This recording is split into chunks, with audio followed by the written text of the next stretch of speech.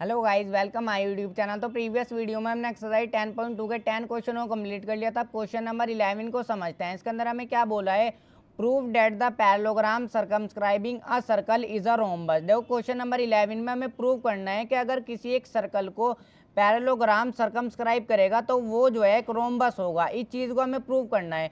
अब सर्कल को parallelogram circumscribe करेगा, इसका क्या मतलब हुआ, यानी कि पैरेललोग्राम की चारों साइड जो होंगी वो सर्कल को टच करेंगी। इसका यहाँ पर ये मतलब हुआ। अब इस क्वेश्चन में हमें डायग्राम भी खुद से बनाना है। तो सबसे पहले तो हम देखो सर्कल बना लेंगे। एक हमने ये सर्कल बना लिया, फिर हम जो है एक पैरेललोग्राम बना लेंगे इस तरीके से कि वो जो है सर्कल को सर्कमस्क्राइब करे, यानी कि पैरेललोग्राम की चारों साइड जो है वो सर्कल को टच करें। इस तरीके से हम यहाँ पर बना लेंगे। देखो ये ए बी सी डी, ये हमारा क्या हो गया, एक पैरेललोग्राम हो गया। ये हमारा एक सर्कल हो गया और ये पैरेललोग्राम जो है देखो इसको सर्कल को सर्कमस्क्राइबिंग कर रहा है, सर्कमस्क्राइबिंग कर रहा है, यानी कि पैरेललोग्राम की चारों साइड जो है वो सर्कल को टच कर रही हैं। इसका यहाँ पर ये मतलब हुआ। अब हमें ये प्रूव करना है कि अगर किसी एक सर्कल को पैरेललोग्राम सर्कमस्क्राइब करेगा तो ये जो है ए बी सी डी, ये जो है एक रोम्बस होगा। इस चीज़ को हमें प्रूव करना है। तो चलिए प्रूव करते हैं। सबसे पहले गिवन में लिख देता हूँ। गिवन क्या है, गिवन है यहाँ पर A B C D is a parallelogram. देखो यहाँ पर आप जो है पूरा पैरेललोग्राम की स्पेलिंग लिख लेना। A B C D is a parallelogram, A B C D is a parallelogram circumscribing, चाहे ऐसे भी लिख लो यहाँ पर सर्कमस्क्राइबिंग। देखो स्पेलिंग जो है ऊपर से देख करके लिख लेना, सर्कमस्क्राइबिंग अ सर्कल, यानी कि पैरेललोग्राम जो है इसको सर्कल को सर्कमस्क्राइब कर रहा है, यानी कि पैरेललोग्राम की चारों साइड जो है वो सर्कल को टच करेंगे। यहाँ पर इसका ये मतलब हुआ। अब हमें क्या प्रूव करना है कि ये ए बी सी डी जो है वो एक रोम्बस है। इस चीज़ को हमें प्रूव करना है, A B C D is a rhombus.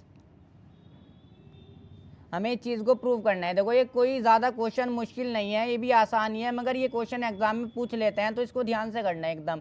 अब देखो यहाँ पर प्रूव करते हैं किस तरीके से करेंगे। सबसे पहले तो ए बी जो होगा हमारा वो सी डी के इक्वल होगा। यहाँ पर लिख लो आप, ए बी जो होगा हमारा, तो प्रूव कर रहे हैं अब हम इसका, ए बी जो होगा हमारा वो सी डी के इक्वल होगा। यहाँ पर लिख लिया। और ए डी बी हमारा जो है, A D B B C के इक्वल होगा। अब बताता हूँ क्यों इक्वल होगा। ए डी बी हमारा जो है वो बी सी के इक्वल होगा। ए बी हमारा सी डी के इक्वल हो जाएगा, या फिर डी सी भी लिख सकते हो। मैंने यहाँ पर सी डी सही लग रहा है तो मैंने सी डी लिखा है। और ए डी जो होगा हमारा बी सी के इक्वल होगा।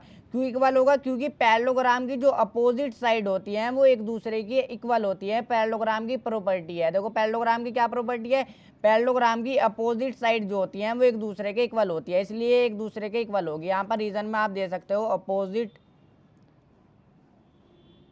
Opposite side of parallelogram. यहाँ पर पूरा पैरेललोग्राम लिख लेना। देखो opposite side of parallelogram are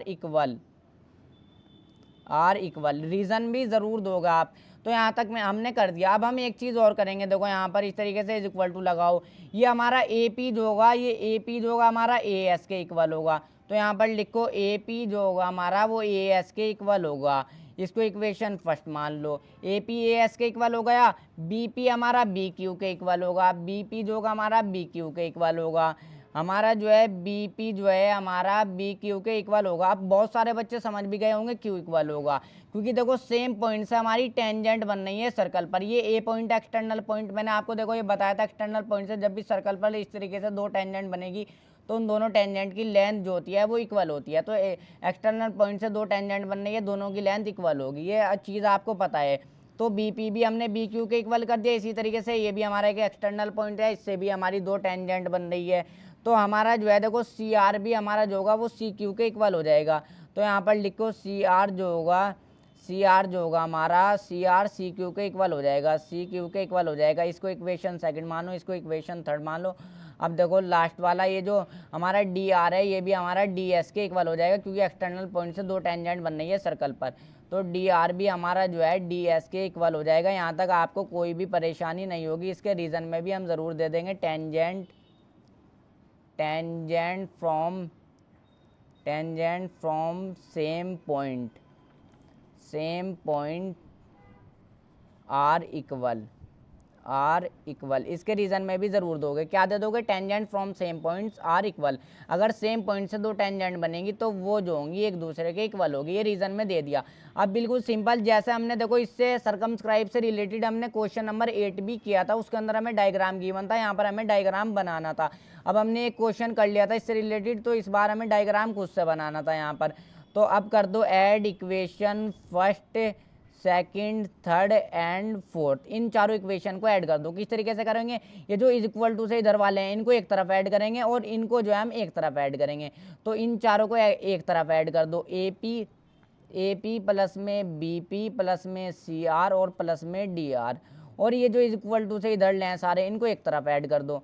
इनको कर दो ऐड ए एस प्लस में बी क्यू प्लस में सी क्यू और प्लस में हमारा डी एस, ये कर दिया मैंने ऐड।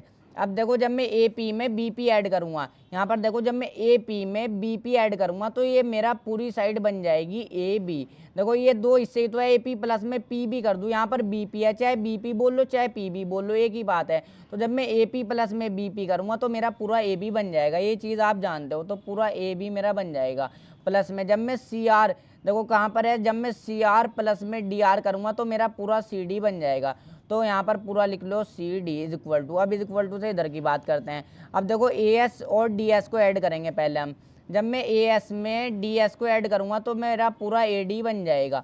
तो यहाँ पर जो है ए डी लिख लो, ए डी प्लस में, और बी क्यू प्लस में सी क्यू को भी ऐड कर लो।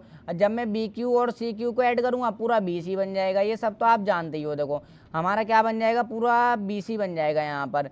तो बी सी लिखो, यहाँ पर पहले बी लिख लो उसके बाद सी लिख लो। अब यहाँ पर एक चीज़ को और पकड़ो, ए बी प्लस में, अब सी डी की जगह पर मैं क्या लिखूँगा, देखो मेरा सी डी जो है मेरा ए बी के इक्वल है, तो मैं सी डी की जगह पर ए बी लिख सकता हूँ।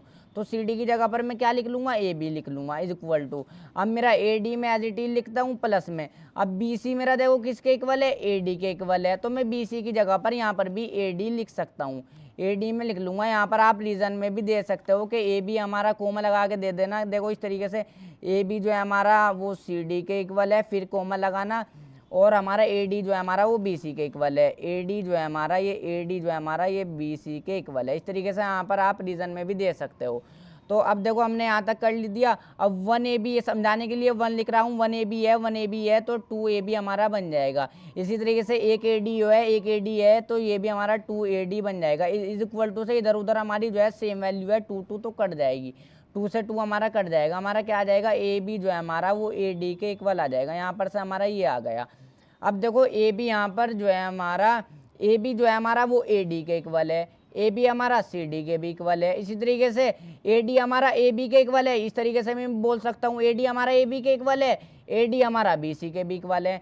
यानी कि यहाँ पर से एक कंक्लूजन निकलता है, यानी कि देखो ए बी हमारा इसके ए डी के इक्वल है, ए बी हमारा इसके सी डी के भी इक्वल है, और ए डी हमारा इसके बी सी के इक्वल है। यहाँ पर से हमारा ये पॉइंट निकलता है कि ये चारों साइड जो होंगी आपस में वो एक दूसरे के इक्वल होगी। देयरफॉर इस तरीके से लिख सकते हो आप, 3 डॉट लगा के देयरफॉर इस तरीके से हमारा जो है नहीं, यहाँ पर जो अभी मत लगाना है 3 डॉट, इज इक्वल टू लगाना अभी। यानी कि हमारा ए बी जो है हमारा वो बी सी के इक्वल हो जाएगा, बी सी हमारा सी डी के इक्वल हो जाएगा, सी डी हमारा ए डी के इक्वल हो जाएगा। ये चारों साइड जो है हमारी आपस में इक्वल हो जाएगी। अब देखो अगर किसी पैरेललोग्राम की चारों साइड एक दूसरे के इक्वल हो तो वो जो है एक रोम्बस होता है। यहाँ पर इस पॉइंट को समझना है, मैंने क्या बोला, अगर किसी भी पैरेललोग्राम की चारों साइड जो है वो एक दूसरे के इक्वल हो तो वो जो है एक रोम्बस होता है। तो ये जो है हमारा इस तरीके से प्रूव हो जाएगा कि ये जो है हमारा रोम्बस है। देयरफॉर अब 3 डॉट लगाओगा आप, देयरफॉर इस तरीके से A B C D is a rhombus, क्योंकि इसकी चारों साइड जो हैं वो इक्वल आ गई हैं। तो यहाँ पर लिख दोगे हैंस प्रूव्ड। अब देखो उम्मीद करता हूँ क्वेश्चन आपके समझ में आया होगा। अगर समझ में आया हो तो वीडियो को लाइक और चैनल को सब्सक्राइब ज़रूर कर